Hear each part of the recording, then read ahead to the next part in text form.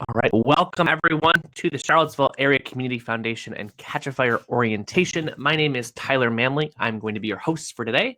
We're actually going to get started here in about 2 minutes, just to let everyone kind of trickle on and get settled into the webinar. So if you are already here, first of all, thank you for being on time. I always very much appreciate that. Please feel free to introduce yourself in the chat to your right. You can put your name, your organization's name, and where you are calling in from. We have a lot of folks already on the line. It's nice to kind of see who's already here. And you might see people that you know, and you can wave to them virtually. So please feel free. Good morning. Good morning, everyone. Feel free to introduce yourselves. Again, about 90 seconds, we'll get started. Feel free to grab some last minute water or coffee, and we'll be back shortly. Thanks, everyone.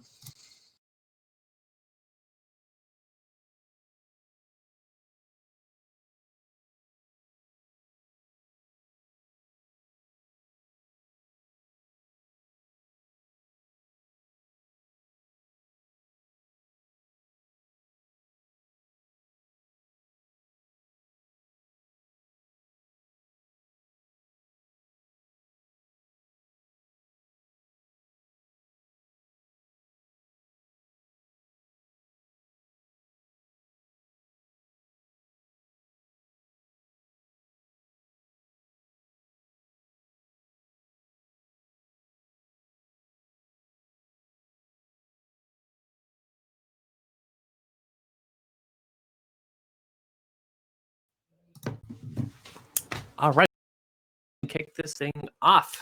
Good morning, everyone. Thank you so much for everyone introducing themselves. We have a lot of really excited people here. We're not everyone's seeing each other, knows each other. That's great. Thank you all so much for being here. Before we jump in, I'm actually going to hand it over to Ebony Bug from the foundation to kind of talk about the program and what we're all doing here today. So Ebony, feel free to come on and take it away. Hi, everyone. Thanks, Tyler. Thanks to all the folks over at Catchafire for helping us navigate through this amazing platform today. First, I want to welcome all of our nonprofit partners. It's amazing to see all of your names and messages scroll through the chat. And so welcome to Charlottesville Area Community Foundation's kickoff for the Catchafire platform. We have been working with the folks at Catchafire for over a year now to think about how best to serve our community and to build capacity for nonprofits and community-based organizations. As you know, the foundation has conducted several Center for Effective Philanthropy perception surveys over the past few years, and your feedback has always been valuable and welcome to us. One of the things that we learned, in particular in our last round, is how important it is for organizations to receive non-monetary support from the foundation. And that non-monetary support can then leverage and help organizations leverage grant funds to greater heights and for better impact, better impact in our community.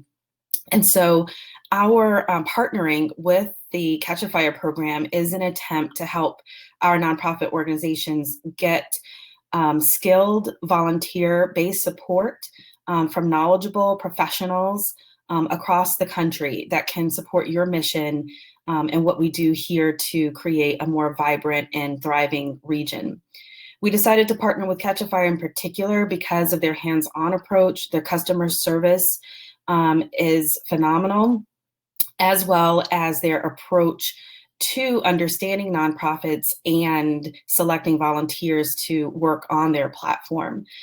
We think that Catchafire is going to be particularly important to folks during this period of time, as many organizations are having to pivot internally and what they're doing programmatically in order to navigate the current socio-political world that we're living in, the effects of the global pandemic, changes in fundraising and development.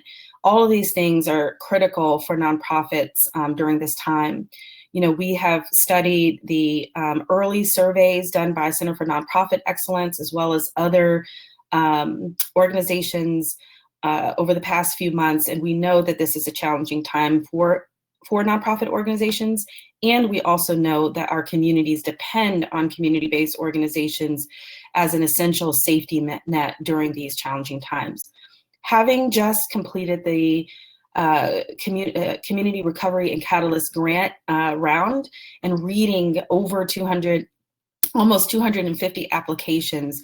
One of the overwhelming themes that I saw in the application process is how much capacity building needs there are and how many of those can actually be met on the Catchafire platform. So I'm really excited that you all are here today. This will be recorded so that you can come back and review information later. You can access your dashboard from the Charlottesville Area Community Foundation's website, as well as information about customer service and support should you get stuck or need any assistance. So thank you again for being here. I want to thank our programs team staff, Diamond Walton, Ethan Tate, and Ayana Marcus, who are all going to be supporting you through this process and encouraging you to work on this platform and be available to you should you have additional questions or need some support as well. So thank you all for being here, and I'll hand it over to Tyler.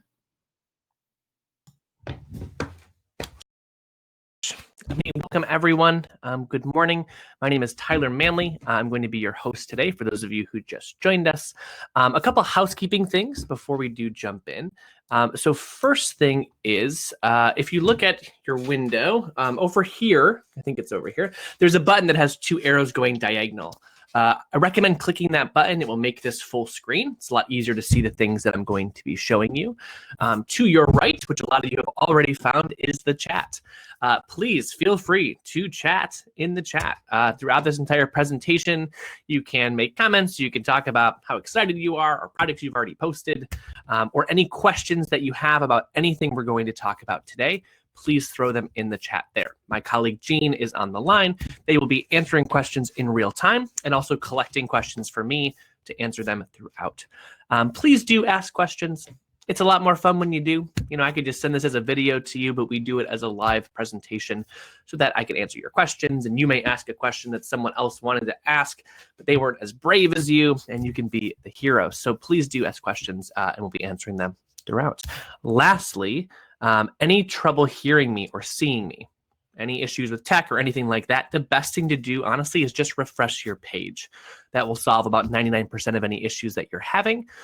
If for some reason it's still not solving it and you're still having trouble, maybe your internet's just having a bad day, this webinar will be recorded. It will be emailed out to everyone who RSVP'd immediately following the presentation, so you can watch what you missed if you're having some internet issues. You can also share it with other folks on your team, or you could watch it yourself 100 times tonight. I'm not going to tell you how to spend your days, but it will be available to you either way. Okay. All right. So just to introduce myself. So again, my name is Tyler Manley. I am the head of nonprofit engagement here at Catchafire. I use he, him, his pronouns. I have been involved with the nonprofit sector for about 10 years. I started out many moons ago as an AmeriCorps volunteer. Shout out to any AmeriCorps alum on the line. I did AmeriCorps for a while. I then moved up the ranks and I became the marketing director of a large food justice organization in Buffalo, New York. And there I was the marketing director, right? Which means I did marketing and I did fundraising and event planning and grant writing and taught kids about sustainable agriculture. I wore a lot of hats at my organization, as I'm sure many of you do at your orgs now. And now I've been here at Catchafire for about 6 years. And what I do in this role is I consult nonprofits of all shapes and sizes across areas all over the world about how to leverage the skills and talent of their supporters in order to elevate their missions. Okay? Right on. Shout out, Dylan. Shout out to you. Woo, AmeriCorps. So this program is relatively new. We're so excited to be partnering with Charlottesville Area Community Foundation and all of you.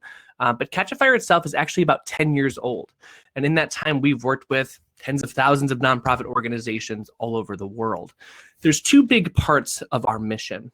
The first one is to build capacity for nonprofit organizations. And that's probably something that we're all pretty familiar with on the line, right? We know there are things at our organizations that we wish we could be doing, or we know that we should be doing, but we're not because we lack the time or the skills or the resources to get those things done. It's a big problem and it's a big part of what we're trying to solve. The second part of our mission is to provide meaningful volunteer experiences to professionals. So something that we may not all be as familiar with on the line is that there are actually millions of professionals in this country that are actively looking for organizations like yours to get involved with on a skills-based volunteering level. Okay, corporate volunteering has been shifting a lot over the past 10 years. It used to be the case that corporate volunteering was a bunch of finance folks jumping on a bus and going to clean up a park on a Saturday, right? And there's nothing wrong with that. It's nice to have clean parks. It's great for them to get outside and do some team building. But what these finance folks are realizing is there's a lot more impact they could be making with an organization. They could be helping you with financial forecasting or your operating budget or grant writing, right? Professionals are demanding more meaningful volunteer experiences, something where they can give something that's unique to them, which is their skills, and oftentimes much more valuable than the amount of money they'd be able to donate to your organization. Okay, so that is what we do in a nutshell, connecting organizations like you with professionals on virtual skills-based volunteering projects. And I'm going to use that word a lot today, skills-based volunteering.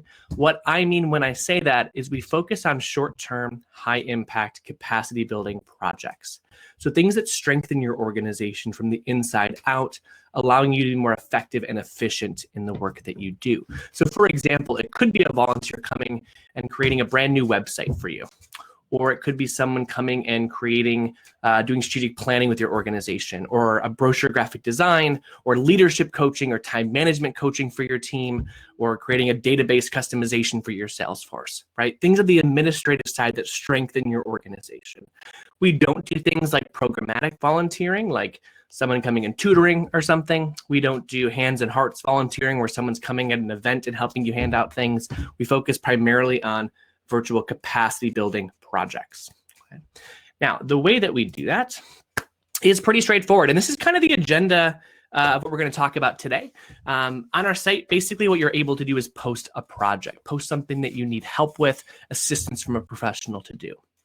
Professionals then apply to that listing, just like a job posting. And what you're going to see from a volunteer is you can see their entire resume, examples of their work, their portfolios, even testimonials and reviews from other organizations that they have volunteered with.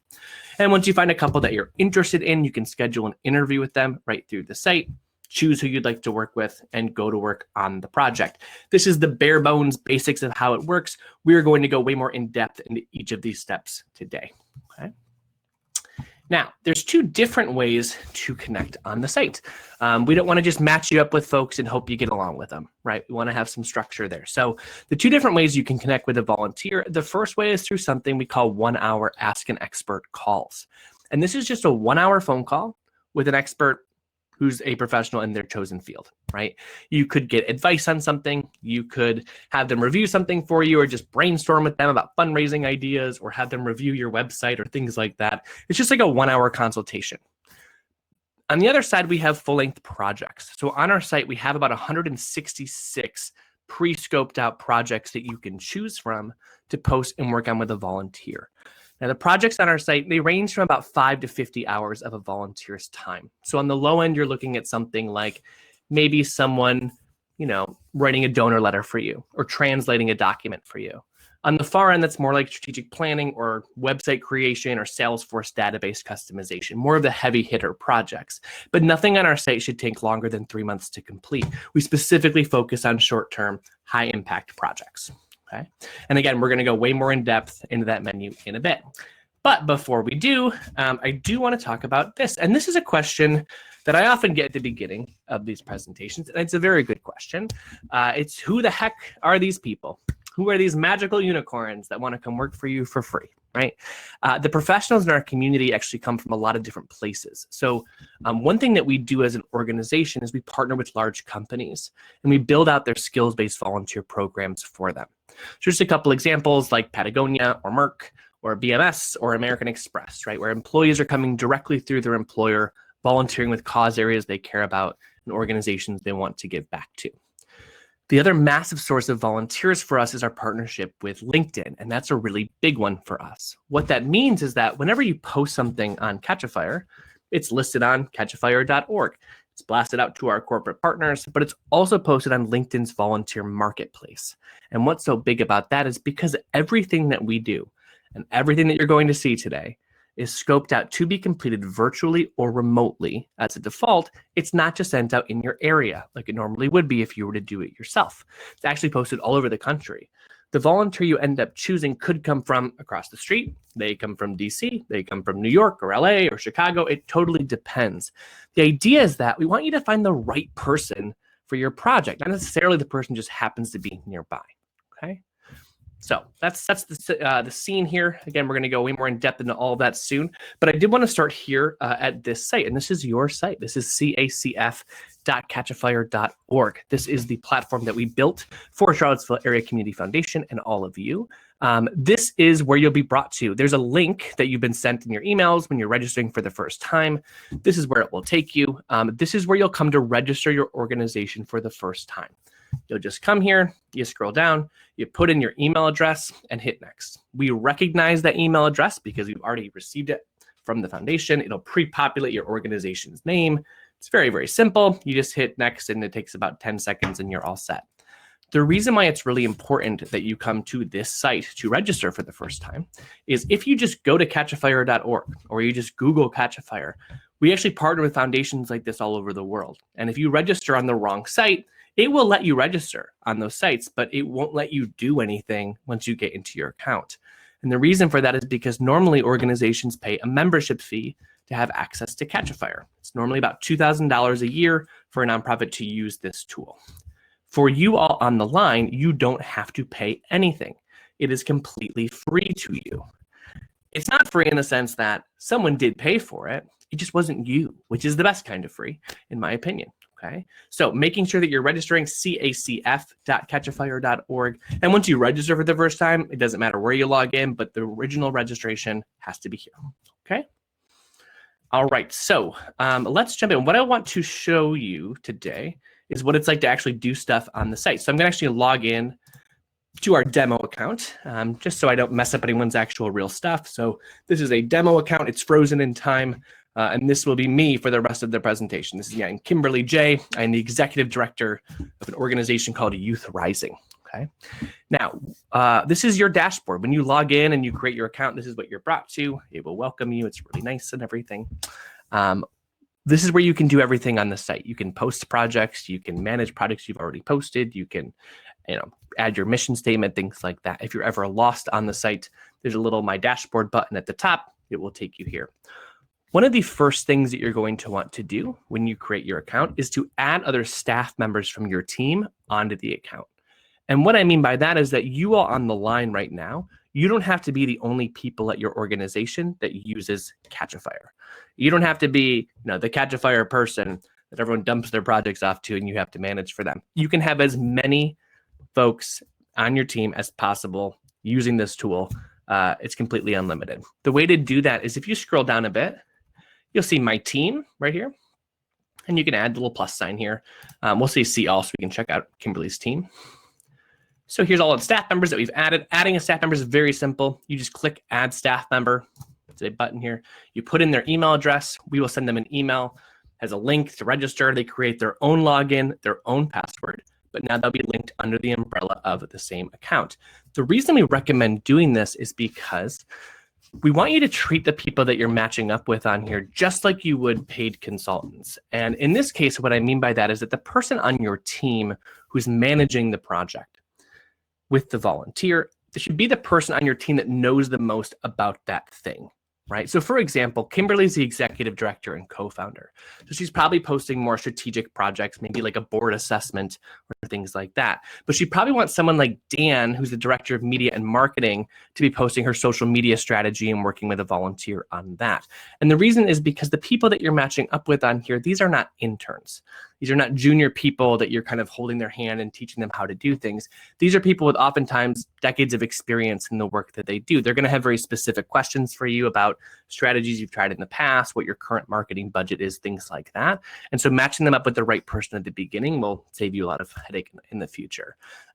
You can, again, as many people as you'd like, you can even engage board members in this way. So maybe you have super active board members that are always looking for more things to do. Isn't that the dream?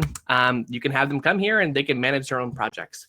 Maybe you have some board members that, you have a harder time kind of wrangling in and getting them to do stuff, right? Maybe this is a really simple way to have them come on and just do some Ask an Expert calls about fundraising or event planning or things like that, or even managing small projects like a brochure or something. Again, it's completely unlimited, up to you how many people you want to have using this. Okay. So that's adding staff members. Let's go back to our dashboard here. And I want to start with posting a project. Okay, that's what we're all here to do, get some things done. So at the top, you'll see post a project, and we'll click post a project here. And it'll bring us to our project menu. So this is kind of at the heart of what we do at Catchafire. What we have found over the past 10 years is that sometimes as organizations, we need things so badly that maybe we don't even know how to ask for them, right? Or maybe you know exactly what you need, but you don't have time to scope out a whole RFP and go through that whole process, because by that time, you might as well just do it yourself or pay someone to do it, right? We want to take that out of the equation, so we created this menu. Again, there's about 165 pre-scoped out projects you can choose from to work on with a volunteer. And if you just start scrolling down, you'll see some of them as examples, like accounting systems review, audio editing, board recruitment plan, right? Brochure graphic design. If you just scroll down, we'll show you all of the projects that we offer in alphabetical order. So you can see everything that's here, case study writing, compensation plan, things like that. There's a lot of different ways to browse this menu. So if we go back to the top, there's a search bar. So if you know that you want help with your website, for example, you can just type in website and we'll show you all of our website projects that we offer. But we also just have categories here. So if you want help with finance and operations or fundraising or technology or program management, we have some really great professional development projects. I highly recommend these. We have like public speaking coaching, interview training, just really great stuff, and amazing professionals that are high-level folks that want to volunteer this skill. So definitely check this out. And we also have COVID-19 essentials. So this has been a very weird year. And it's been really hard for organizations especially. And so we wanted to create kind of projects and match it with volunteers that are eager to help you kind of get through the technological humps that we're dealing with right now. So things like branded digital assets, or getting your Google app set up, or remote team strategy. How are you working remotely with your team if you still are? Program assessments, press releases, things like that. Okay, so definitely check these things out.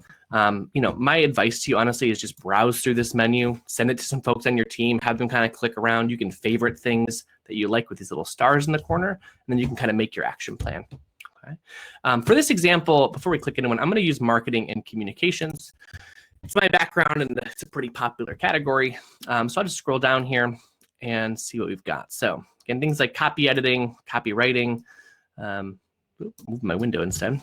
Email layouts and templates, email marketing systems and copywriting, all this stuff we've always wanted to get done, but we just didn't have the time. Event slideshow creation, having someone create a deck for you. I am not a deck maker, so that's a really nice one. And as I scroll down too, so before I click into one as an example, infographics are really great.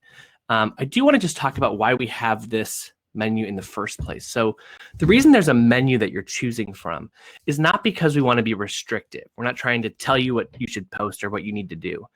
The reason there's a menu is because the projects that you see on this menu, we know there's enough demand for in our volunteer community. Okay, maybe you've used something like this before, right? Or like a Taproot or something where you're posting online and you're crafting your own volunteer project from scratch, and you put a lot of effort into it, and it's really nice, and you post it online, and then you wait 3 months and you never hear from anybody, right? That is not helpful to you because you don't know when you should just do it yourself or pay someone to do it, right? You can't plan around it. Every project that you see on this menu, we know gets matched within a reasonable amount of time. At this point, when you post one of these projects, you'll start receiving applications within a couple days. The average match time for when an organization actually chooses their volunteer is about a week. And even that can be shorter depending on how many folks you want to interview for the role. Okay. If there's something that you've always wanted that you really, really need, and you're looking on here and we just don't have it, it's because we don't have the volunteers to do it. We can't deliver on it, and we're not going to have you post something and then wait forever and never find anybody to do it. This is a living and breathing document. We have an entire team that's looking at the data and analytics of our marketplace, the supply and demand, making sure we're only showing you things we know we have people to do. Okay. So with that, let's click into one as an example. I like marketing strategy consultation. This is a favorite project of mine. This is more of a strategy project, right? We have different kinds of projects. Ones where like it's a deliverable where you will get a brochure, or you will get a logo at the end, or a coaching project where you're learning something. This is more a strategic planning project. Okay, so marketing strategy consultation. Every project is scoped out in a similar fashion. Right? We want to give you as much tools as you need to understand. Is this what you need? Is this what you're going to post, and how are you going to get the work done? So marketing strategy consultation, the average time frame is about 3 to 5 weeks. We'll give you an average of how long these things take once you match with a volunteer. We scope out the project deliverables for you. So for every project on the site, you list out, it's very clearly what the project is, what it is not, and what it will look like when it's done. Okay, when you are working with a skills-based volunteer, it is crucial that expectations are being set at the beginning of a project, that everyone knows exactly what they're getting themselves into and what is required on both ends. So in this case, it's not just someone, helping you with marketing, right? It is specifically 3 to 5 one-hour strategy sessions talking about marketing channels, messaging, branding, and target audiences. It's a written summary of those goals. It's a starter plan of recommendations and actionable next steps. And it even says, note, this project does not include the creation of content such as emails, print materials, or social media posts. That's because these are different projects. The best volunteer for you to design your print materials may not be the best person who's a marketing genius that's going to be talking to you about your strategy. It could be the same person, but we make sure to space them out because you want the best person that you can choose to do each piece of a larger marketing strategy. Okay. So again, every project is scoped out in this way. You want to make it really simple. You need this if, just to let you think about what projects to post.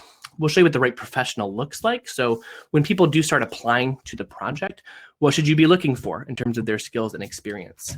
We will show you a live ticker of how many volunteers right this second are actively looking to volunteer on this project. And we'll give you examples of them and you can check out, okay?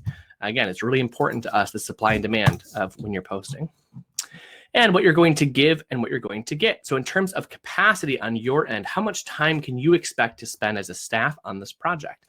In this case, about 4 to 6 hours, but it will vary on the project. If it's something smaller, like an infographic, maybe it's just 1 or 2 hours where you're kind of giving feedback and things like that. If it's something like a board assessment or a web design project, it may be more hours, but we'll let you know on your end so that you can prepare for that before you start the project. And then what you're going to get, so in terms of dollars saved, we'll talk about in a bit, hours saved and skills strengthened, right? Don't forget that it's nice to get things done, but you're working alongside very high level professionals. You're going to learn a lot of things along the way, and that's good for you and your organization. Okay, so we scope out a lot of stuff for you, but we'll take it one step further. And for every project on the site, we have an entire milestone step-by-step roadmap that you can follow along with the volunteer to complete the project. Now, you don't have to follow this to a T. It's more of a general guideline for you, but it's especially helpful if you're getting assistance with something that maybe you're not super familiar with, right? Like, Google AdWords or search engine optimization or something. Every project on the site, again, is scoped out in this way. We want to make it very simple for you to figure out what you need, who you're going to choose for it, and how you're actually going to get the work done. Okay. So let's go ahead, just a big yellow button here, post this project. Let's go ahead and post this. I'm not going to spend a ton of time here. It's pretty self-explanatory. We've streamlined the whole thing step by step. Posting a project takes about 5 minutes to do. It's a very easy process. But the deliverables for the project, again, we already have them here for you. You already see, but you can add details about what you need. So maybe this marketing strategy is, for a specific fundraiser that you're doing, or you want to reach the folks that you serve in an easier way or a better way, right? Whatever it is, kind of be more specific about what you're looking for so the volunteer knows what they're actually applying to. So you can fill this out if you'd like. You hit next. And then we're going to show you things that you should have in place before the project begins, okay? So the way to think about these is that there are things that you as an organization need to have ready to go for a volunteer to be successful on this project, right? A good example is, this marketing strategy, right? You should know what your staff capacity and budget is for your marketing strategy, because if it's not helpful to you to have a volunteer come on and create a strategy for you where the biggest part of the strategy is for you to buy a Super Bowl commercial, right? And if you don't have $4.5 million lying around, that's not a really helpful strategy for you. So we'll let you know things you should already know to be able to hand over to the professional for them to actually get the work done. Okay. And these are pretty, simple and straightforward. You're going to select got it when you're ready for the project, just so We know that you're ready, but take these seriously. We do a lot of work to scope these out. We've seen thousands and thousands of these projects succeed. We've also seen some of them fail, and we know what it takes on both ends to have these things actually turn out successfully. So, keep an eye on these things. And yeah, I'll add this too. So if you're not sure, if you're like, well, I think I have an understanding of the staff. I don't know what our marketing budget would be for this. I'm not sure if this is the right project. You can always chat with a nonprofit advisor. Part of the service that we provide that's already paid for you is that we will do project planning with you whenever you want to, as many times as you want to. We have an entire team of nonprofit advisors at Catchafire who can help you think about what projects to post in what order, doing a needs analysis with you to understand like what you're ready for, what you should do, what's out of reach or what you should wait to do, things like that. You can schedule a call with us here. You can schedule a call with us on your dashboard. In the bottom right corner of every page, there's this little thought bubble, or it's a speech bubble. This is a live chat. You can click there and talk to my team, get advice. We will be as involved as you want us to be. Honestly, we have organizations that we talk to every week. It's up to you and how you want to engage with us, but we're happy to help. So please get in touch with us as we go through this, okay? Cool. And then we're going to describe the resources you can provide to the volunteers. So what do you already have in place, right? In this case, maybe we already have an old marketing strategy from before COVID, right? Things are different now. And maybe we also have an eager team excited to get started. Right, that's always nice. You don't have to get fancy here. We do a lot of the work for you. It's just kind of Mad Lib, fill in the blank, super simple. Hit next. And then we're just going to ask you about impact. The way to think about this question is that volunteers aren't coming to Catchafire because they want more work to do, right? They're coming because they want to make a difference. They want to make an impact at your org. So just letting them know what that is, right? What does it mean for your organization to have this done? Maybe this is a marketing strategy, again, for like the largest fundraiser that you do all year. Or maybe it's to fund a specific program for the youth that you work with, right? Whatever it is, just let them know the difference they're going to make. You can get kind of warm and fuzzy here if you'd like. And then what are you going to do with the dollars saved? So you'll see this very specific number here. It is pre-populated by us. You don't have to guess this. And it's different for every project. Because we scope out these projects and we have a really good idea of the professionals in our community, we've done a lot of data about that. We have a pretty good idea of what these things are worth on the open marketplace if you were to hire a consultant or freelancer instead. And the reason we show this number is simply because, one, it's really nice tally for the volunteers to be able to have to kind of tell you the impact they've made in a year. A lot of them set goals for themselves and things like that. But I think it's also really important for us as organizations to understand the value of some of these things. I think there are things as a sector we tend to devalue a little bit. I know my executive director always really kind of devalued like graphic design and logos. She'd be like, well, it's just a picture. How much could it cost? But there's a lot of expertise that goes on behind really good branding. So we'll let you know, look at this project will save you $3,000. What were you able to do instead with that money, right? Bring it back to your mission. Again, this is just for a volunteer to kind of visualize the impact and the assistance they're helping you with. So there's an example here, like this project will save us this much, allowing us to purchase school supplies for more children in need, right? Bring it back to the work that you do.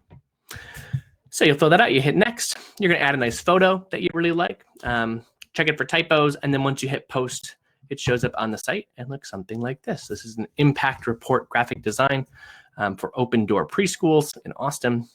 And this is what a volunteer sees once you post your project. So we make it look really pretty for you. This is all the information that you just put in as we posted. Okay, cool. And this is a real project. So this is Krista posted this from Open Door Preschools. So they were looking for someone to help them with their annual report, right? Who is it? No one likes doing the annual report every year. It's the most annoying thing that we all do.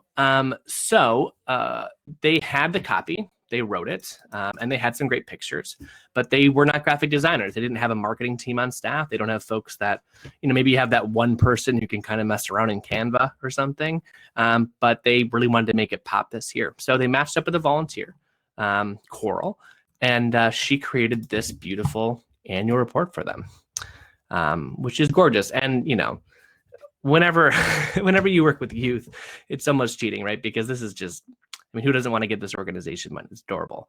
But you can see like they designed this entire beautiful like graphics for them, and infographics and charts and graphs. And you can imagine the same annual report as just like a Word doc, right? And it just really wouldn't have the same power and effect. So this designer came and created these graphs for them, created the charts, designed the whole thing. And this is beautiful. They can use this in donor emails being sent out, emails to funders.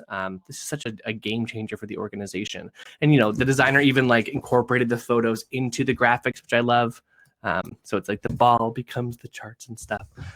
Really, really nice. But this is just an example of a Catchafire project. That is posting a project. What I want to show you next is what is it like to actually choose a volunteer and what that process is like. Before I do, any questions at all about anything we've talked about so far? I know that we have some that have come through. So let's check it out. Oh my gosh, 8 questions. Perfect, everybody. All right, so someone asks, do you help us learn how to recruit great volunteers locally or maybe even interns? So I'm actually going to go into that pretty soon when I talk about recruiting the volunteers and what that looks like. One thing I'll say is that as far as local volunteers, when a volunteer is coming onto the site and they're looking for projects, we'll show them local. They can search by local projects if they'd like. But I do just want to say that all of the projects on our site, every single one has been done virtually and can be done remotely thousands of times. If it couldn't be, if we had trouble, if for some reason a volunteer needed to be local because of a specific knowledge thing or something like that, we've taken that project off of the menu. Everything that we show you, you could match with someone from across the street, Charlottesville area, you can match with someone in Florida and it wouldn't matter. Everything is totally skills-based. And again, like that's how we built it. So, it can be a little scary sometimes to think about working with other folks, but honestly, a lot of the skills are completely transferable no matter where anyone's located. Corey asks, is there a limit to how many projects we can have going simultaneously? No, there is no limit at all. You can leave this webinar and go post 30 projects right now. It is completely unlimited to you, okay? Again, as many people as you'd like, as many projects as you like. I have very large organizations in our community that do 7 or 8 projects a year, and that's great. I have very, very small organizations that do 35 or 40 a year. It's completely up to you to how you want to utilize this tool. Okay. All right. Shobin says, how can we adequately express our thanks to these volunteers? Yeah, that's a great question. I love that question. When a project is completed, you can leave a review and testimonial for the volunteer, which I'll show you in a bit. But the best thing, honestly, what you should do with all your volunteers or donors is just ask them. How would they like to be thanked? Do they want like a LinkedIn recommendation? Would they love for you to be a reference for them on something? That relationship that you build is completely up to you. Lisa, Kimberly, in the example, has a red mark and frowny face in her profile. That's a great question, Lisa. It seems to be based on her response time. What does that mean? Let's go into it. I'll show you. So we're going to save and exit here. We'll go back to our dashboard. Very astute. So Kimberly has a little sad face. It's true. It's because this is the demo site, which Kimberly is not real. So the demo site isn't replying to applications. So you actually see, if you scroll over this, we'll let you know. Application response time, it's the average number of business days it takes you to respond to applications. So we'll show you a little face here. If someone applies to your project, you should get back to them, in a couple days, right? Whether you want to choose them as a volunteer or you want to pass on them, we encourage you to be active, because sometimes organizations will have people apply. They'll wait like 2 weeks to get back to the volunteer. And then by that time, the volunteer has already chosen a different project. So we'll just give you a little face. It is kind of sad to see a sad face, but just make sure you're answering applications. But that kind of rolls into like applications themselves. So let's go into this. And thank you for all the questions. We can answer them more in a bit here. So from my dashboard, I've gone to my projects page and I have this project posted, right? So I posted a flyer graphic design, and I have some applications here, okay? Now, you can see that it was again, it's a demo site, so it's frozen in time. Remember March 18th, everybody? What a different world that was. So the project's posted, we have some applications here. The way that I would know that I have applications for a project is that Catchafire will email you. So you don't have to keep coming back to the site to seeing if someone applied, we will let you know. Okay. The second thing to remember is that when you post something on the site, you can only receive up to 4 applications at a time before you have to take an action on one. And an action could be choosing someone as your volunteer, or it could be passing on them. right? And if you pass on them, it opens up a new slot and someone else can apply. Again, we're encouraging you to act quickly, not like, within an hour or anything, but a reasonable amount of time because people are applying to multiple projects. And these are real people, and if it is a no, they want to get to a no faster. So just consider their feelings and experience as well. Okay. So I have some applications for the project. Let's review one. So here's Joy Marie and Salvador. Reviewing ones are really easy. We just click review application. And the idea here is that we want to show you as much information as we possibly can about a volunteer before you even consider speaking to them about the project. Okay, so here's Joy Marie. Here's her LinkedIn profile. So we partner with them. So it automatically connects that for her. So you can see that she's a real person and the company she works for and all that stuff. If you have questions about her resume as you go through it, you can send her a little message through Catchafire and ask her questions about it. And she chose to put her Twitter account here. So we're going to show you a lot of information. Here's her skills. Here's her prerequisites. So for every product on the site, just like organizations have prereqs for things they should have completed, volunteers have prerequisites of skills they must meet before even applying to a position. And this is a flyer graphic design project, so it's very graphic design heavy. She does meet them, and then we're going to ask her a couple questions. So one is, why is she qualified to help your organization? So why functionally can Joy create a brochure for you, right? Or a flyer? What has she done graphic design-wise? All that stuff. But then we're going to ask her, why is this opportunity exciting? So what is it about your cause area that interests her? Why does she want to get involved? Now, depending on your organization, and even depending on the project, you may value these answers very differently, and that's okay. There are large organizations that I have that say, I would love someone who has at least 15 years experience to do my marketing strategy. And that's great. You can absolutely choose that person. But some orgs say, look, I don't care if someone has 3 or 4 years experience as long as they're super passionate about my cause. As long as they really understand the work that I do, or maybe they're from the community that I serve, right? We want to empower you as the organization to make that choice. It's completely up to you, and no one knows better than you about who you want to work with on these projects. Okay, so we'll give you as much information as we can. We'll show you examples of her work, so things she's designed for other organizations on the site. You can see a logo that she created. You can see her full bio. So she is an immigrant from the Middle East. She went to FIT in New York City. Here's links to her full online portfolios and illustration and graphic design portfolios. Her entire resume is here. And this is a real person. Joy's a real volunteer on the site. She's a graphic designer at PepsiCo. You can see all the places that she's worked before that. You can see that Joy's completed 23 Catchafire projects. This is not rare, and you'll see as you start posting when people apply to you, a lot of volunteers in our community tend to do a lot of projects. It's kind of addicting once you start donating your skills. But one thing to keep in mind is that everyone does have to do their first project at some point. So don't be too biased as you're going through here. But the cool thing about the fact that she's done some already is that now as I scroll down, I can see testimonials and reviews from other organizations that she has worked with. So someone asked before what you can do to thank them. These reviews appear on their profiles, and you can say, hey, Joy Marie was incredibly talented, and she was a pleasure to work with, and Joy was a joy to work with, and wonderful and incredible and just great, right? People love Joy. She seems wonderful. And as you scroll down, it'll take you down to these 2 options. So I do want to really quickly focus on this one on the right first. Let's say that you go through this application and you say, you know what, Joy's just not the right fit for me. She doesn't have enough experience, or maybe she doesn't have the right kind of experience. Or maybe you look through her examples and you were like, yeah, like her style is just not really a fit for what I'm looking for my flyer graphic design, right? Whatever it is, I want to be really clear that that is okay. It is okay to be picky when you're choosing a skills-based volunteer. Because the thing about skills-based volunteers, and in fact volunteers in general, is that they are not actually free, right? You are not paying them money, but you are paying them your time. And your time is incredibly valuable. I would even go as far as to say, if you're looking through this application and you think, yeah, Joy seems okay, maybe I'll give her a shot. I do not recommend choosing her. We have a lot of volunteers in our community, way, way, way more volunteers than we have projects. Okay. It is, if you Joy may be the perfect volunteer for someone else. It is okay to be incredibly picky and to choose the right person for you. It'll save you a lot of heartache in the long end. Okay. If you hit pass, we will send Joy a very nice email for you with other volunteer opportunities. You don't have to awkwardly break up with her or anything. It doesn't have to be weird. Sometimes it's a little awkward to turn down free help, right? Maybe you've experienced that. I certainly have. It's weird. So we took it out of the equation. In this case, Joy seems great. right? She has great examples. She has great testimonials, a great resume. But I do still want to talk to Joy, right? It matters that I like her and that we get along with each other and that she has a good vision for this flyer graphic design that she's going to be doing for me. So what I can do is schedule an interview with her right through the site. And clicking this button will take us to our scheduling tool that we built to make it really easy to kind of meet each other. So I can see this demo site's in Phoenix, I think. So Joy is on the East Coast with you all. She's 3 hours ahead of me. We'll let you know where she is in the US.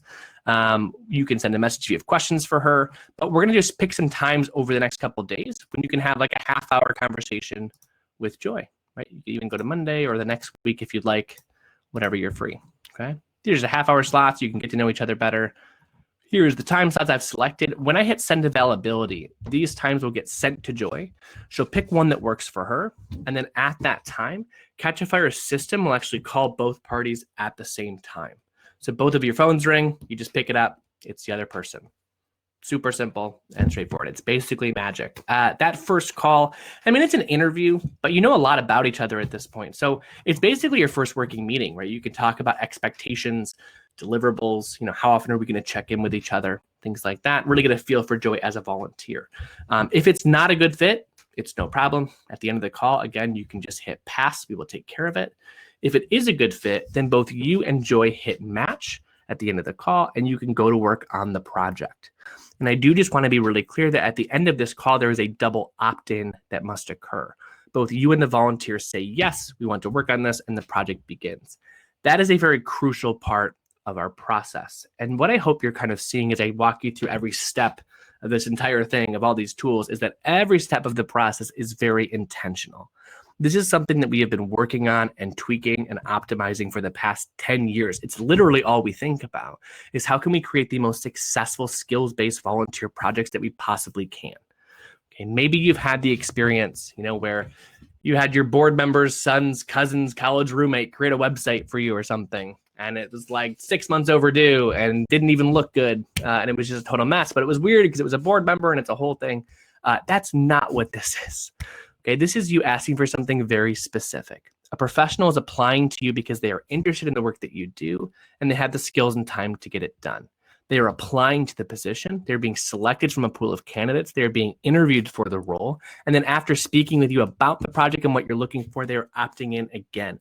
Every step of that process is to create as much buy-in as possible on both ends so that skills-based volunteering can be something that you can actually count on and plan around as opposed to kind of just crossing your fingers and hope that it works out, okay? So that is choosing a volunteer. Any questions about that, please let me know in the chat. Awesome. Lorna says, can several of our team be on the phone calls with volunteers? Yes. So when professionals apply to you, I'll even show you what it looks like. I guess I'll have to go back to my dashboard here. If I'm at my dashboard and I'm looking at the projects, when you schedule an interview with Joy, this will change and it will say the time of the interview. It will also have, you can edit it if you want to change it, if you have to reschedule, but it will also have a call-in link. And that call-in number, you can have other folks in your team call in at that time. And so everyone can join the conference call together. So if you want to have multiple people interview them, you absolutely can. Question. Let's see. Miriam says, what's the best way to find out if you have certain more specialized professionals available or not? Just ask. You can just ask. I would say the best thing to do, honestly, if there's a project that you can't find, if you need something that you don't see on our project menu, just ask us, right? Because it could be the case, and this happens quite often, that we do have it. It's just named something a little bit differently that maybe you're not used to. We have a weird balancing act we have to have where the projects on our site and the language that we use has to make sense to both nonprofits and professionals in the private sector. So there may be a certain title or something that we're calling it differently. So let us know. If we don't have it, we'll probably answer with you, like, look, we used to have this thing and we just didn't have enough demand from volunteers. But as things change and as we make more partnerships with different groups, we may add projects based on demand of the volunteers. Awesome. Lorna says, how long are we able to use Catchafire under CACF? Actually, that'd be a good question for Emily. Emily, are you on the line? I don't know if you're still here. Yeah. Can you see me? Yes, I see you. Yeah, so the question is, how long are they able to use Catchafire under CACF right now? Great question. I was hoping that you'd ping me for that one. So Yeah. our current pilot program is for 1 year. However, we do recognize that the first year in onboarding is a big lift. And so the measure of how long this will be available is really a function of how people are using the platform. And so we'll be taking a look at usage on a quarterly basis, trying to figure out, make sure that folks have every opportunity to access the full scope of the platform. Our team will be encouraging use and kind of beating the bushes to make sure people have a chance to really get out there and see what they can do on the program. And it's really simple. If it's working, we will keep doing it. And so I really encourage you guys to follow Tyler's advice and very early on add as many of your staff members to the to your profile as possible. Really, you know, you don't necessarily have to be the Catchafire person, but I think it is important that you guys kind of codify this within some of your processes. So at staff meetings or something like that, where you can have a regular check-in where you're asking, can this be done on Catchafire, or what are folks doing to use Catchafire currently? So the more that you can keep it very present in the imagination of your staff and in your processes, the more use that you will get out of the platform. And like I said, if you guys are using it and it's working, then of course we want to keep this going. So I hope that answers your question. Awesome. Thank you, Ebony. Yeah, I mean, and that's a really good point too. I think if this is something that you're finding value in, that you're getting awesome volunteers and you're getting amazing things done, like let us know, let the foundation know, because and they're only going to keep funding it if it's beneficial to you. So thank you. We're also learning, you know, we're also learning. And Sure. so the first year isn't going to be perfect, but we want to know all of your experiences, right? So if for some reason everyone in Charlottesville wants this one thing that's not on Catchafire's platform, then we want to know that information. Catchafire is also an organization, and one of the reasons I think that we felt so good about working with them is that they are constantly taking in feedback and information and improving their platform. So it feels really organic, you know, within reason. And so the other piece is that they're really invested in your success and it being a really good experience for you all. So please continue to share feedback. The engagement that we're seeing on the webinar so far is pretty spectacular, and I'm really amazed to hear from you. When I see all of your names and your questions in the chat, it's like seeing old friends. You know, you are our partners, and this is a joint effort. So we're all doing this together. Awesome. Thanks, Ebony. So I'll take a couple more questions here, and then I want to show some quick examples, and then I'm going to answer some more questions. We have 8 minutes. I may go a little bit over, but I'm happy to stick around and answer questions for folks as well. So really quick, Michael asks, when reporting volunteer time and economic value, can we use the project value that you've calculated, or should we stick to the typical $27 valuation for a volunteer hour? That's a good question, Michael. The number that we have on the project value, I wouldn't recommend using that number. That's an estimate that we use because we can't know the exact person that you match up with, but we're doing an equation. If you're curious about how we actually find that number too, there's like a 3-step equation that we do, and you can look at it next to any impact number. There's like a little I and a blog post about it that you can check out. But what I would recommend doing, if you're going to report that as in-kind donations, is just ask the professional themselves what they would estimate, how many hours they worked on it, and the value of those hours. That way you can use it that way. It wouldn't just be a standard $27 because it'd be different from a pro bono hour versus a traditional volunteer hour. It's a good question though. Cindy asks, phone call, is it by phone or through the website? For the interview process, it is by phone call. So you'll match up and then you put in a phone number and it's by phone. Someone asked another similar question too about the video conferencing. So this initial call that you have is an interview with the volunteer. This is, obviously like we call your phones and you pick up and you can have that call with the volunteer. Any communication beyond that when you're working on the project is completely up to you. We don't have a built-in thing because we don't want to be restrictive. If you like Google Hangouts, if you like Zoom, if you like whatever you normally use, video conferencing or calls or emails, how you work with the volunteer is completely up to you. And we're not going to restrict you for that. Okay. This is a good question. Joe asked, if we complete a project but are not satisfied with the results of our collaboration, may we post for another volunteer for the same project? So this is a really good question. you are in total control of your volunteer listings at any point. Meaning that, let's say you are working with a volunteer, let's say you're working with Joy, and you're a week into the project and she hands you, like a first draft of the logo or flyer or whatever it is, and it's just really not what you wanted. It's just really not even close to a thing that you're thinking about getting.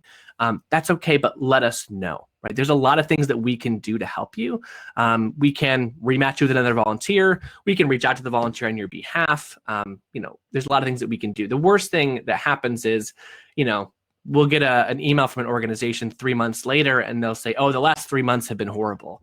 I can't go back in time and save your 3 months, right? But we'll be as involved as you want us to be. It should never really be the case that you are getting to the end of a project and you're not happy with the result of it, because you're in complete control of that. You can cancel the project. You can talk to us throughout it. Don't feel bad about that or worried. And if you are, we would love to do that for you. So please let us know. Again, we do a lot of work up front to make sure you're choosing the right person right off the bat, but just in case something does come up or happen, you're not stuck with someone to the very end just to complete a project that you're not going to use. Okay, awesome. So I hope that answers some questions that are here. Let's go. I have a couple examples I want to show you. Okay, so this is just some ones that have kind of happened recently that I really loved and I wanted to show. This is Grown Women Dance Collective. So they had a professional come and do a visual branding guide for them. And if you're not familiar with what that means, it means it's a guide that you would hand over to designers or marketers when they're designing things for you. And it follows the rules of your branding so that everything that's created for you looks exactly the same and consistent, right? So it looks like you may have 3 different designers that you work with, but everything will look like it's from the same person because it's consistent branding guidelines. So she created this logo concept, this branding guideline for them.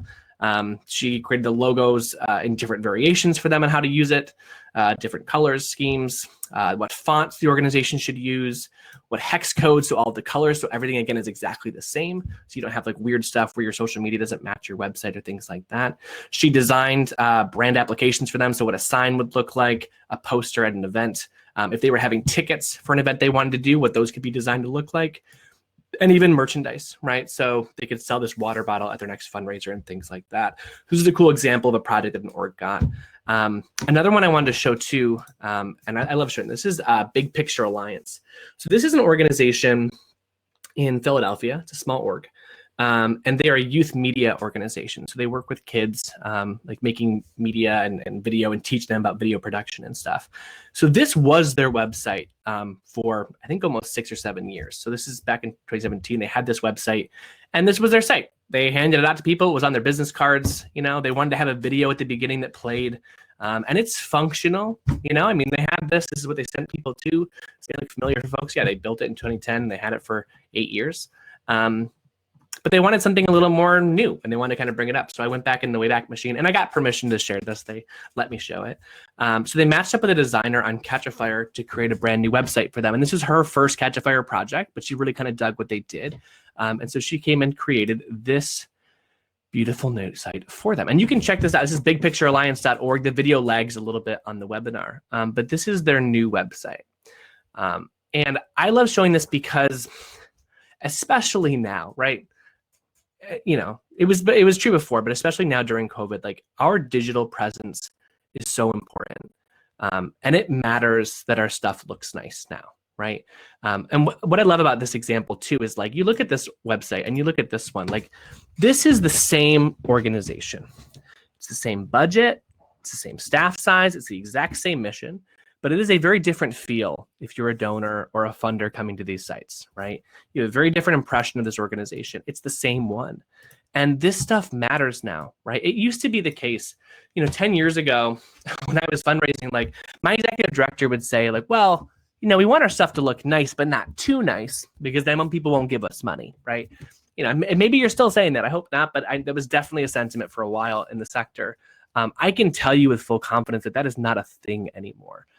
Suddenly, organizations are expected to have nice stuff. We're expected to have cohesive brands and nice websites and on all the social media sites and producing content. And it's not like we have a lot more money now. It's not like we're all swimming in unrestricted funds and doing whatever we want, right? Those restrictions are still there, but now the expectations are higher. And frankly, you deserve nice stuff.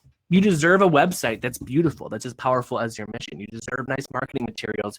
You deserve nice internal systems so that the work that you're all doing is fulfilling and efficient to do, right? And so that's what we're talking about, is matching up with people to kind of take your stuff to the next level. Quickly before I go into more questions too, I want to bring up this page. This is cacf.catchafire.org/impact. And my colleague will put this in the chat.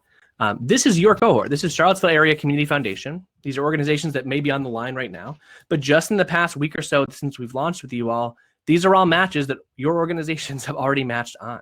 Okay, this is just in the last week or so, right? You can see like organizational strategy calls, market analysis, tech systems calls, accounting systems reviews, right? You can click in and check these out, right? Here's a SWOT analysis. So the Arts Center in Orange, I don't know if you're on, but shout out to you, matched up with Stacy. So they did a SWOT analysis on the 20th. Okay, you can click into these. You can see what the organization wanted, what they needed. You can see who the volunteer was. Here's Stacy C, has 20 years experience in strategic marketing and communications. You can click in and see what other organizations in the Charlottesville area are posting, who they're matching up with. Like, you know, feel free, like, don't take my word for it. Look at the quality of folks that are here. I'm doing a fundraising call here with Rebecca, right? So here's International Rescue Committee. Again, shout out to you if you're on the line as well. They just matched with Rebecca. Rebecca is a community builder, advocate, and change agent with a passion for the arts, okay? Fundraising expert talking about fundraising for the organization. You know, that's the kind of stuff that we're talking about here. Check this out yourself and click around. Questions that you all have, I would love to answer. So Edgar says, is the platform available and friendly for non-English speakers?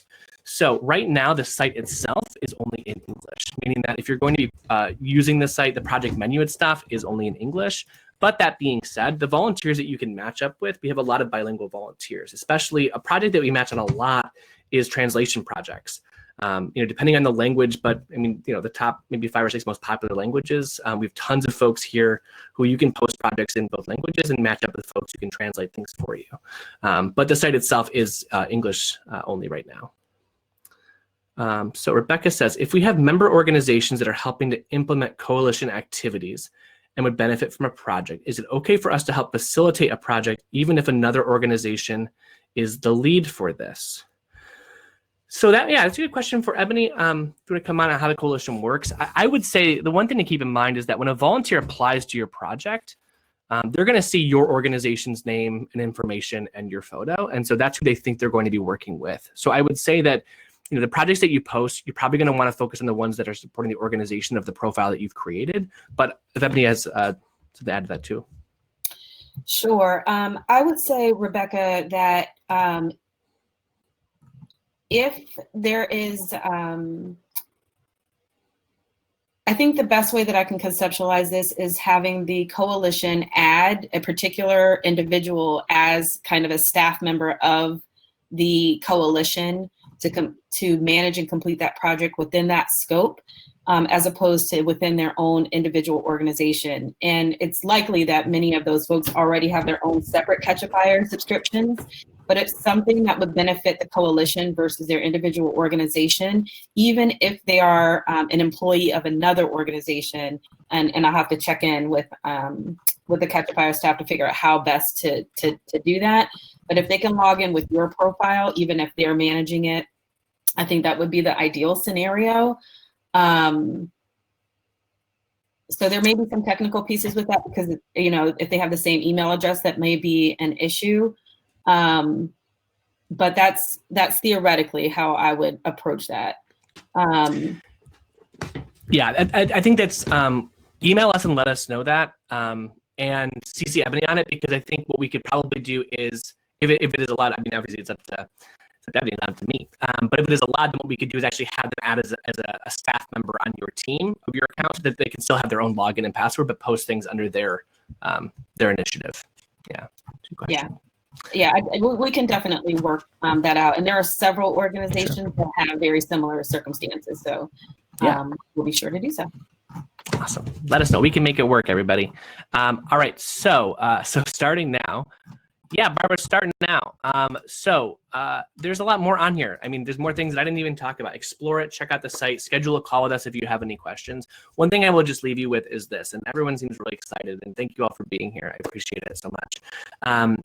I'm really I'm a big like facilitator geek, and I'm really into presenting and facilitations. And something that I really believe strongly in is the rule of 72.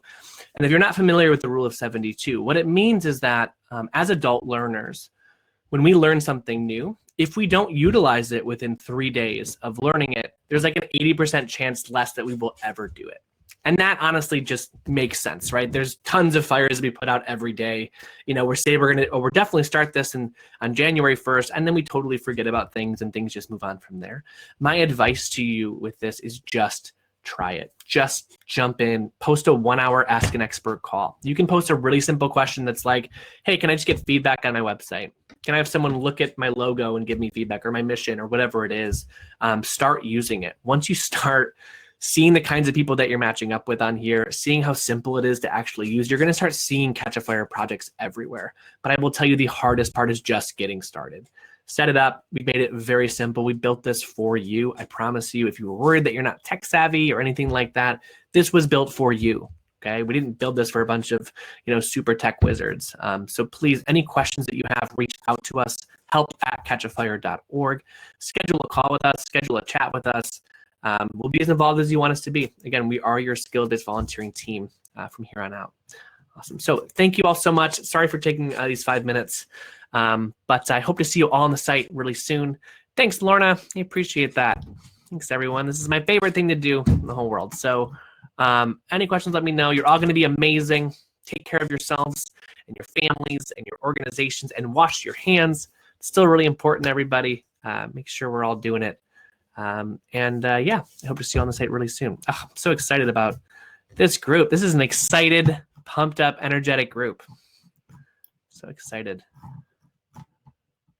Your time and your patience. Don't worry, we will have a recording available to everyone. There will be links available pretty soon on the CACF website. We have your back, so be in touch. Awesome. All right, have a great rest of your day, everyone. Thanks. Oh, and Tricia, don't worry. Again, the recording will be sent out to you immediately. I think it's like maybe 5 or 6 minutes after the presentation, so it just buffers. All right. Thanks, everybody.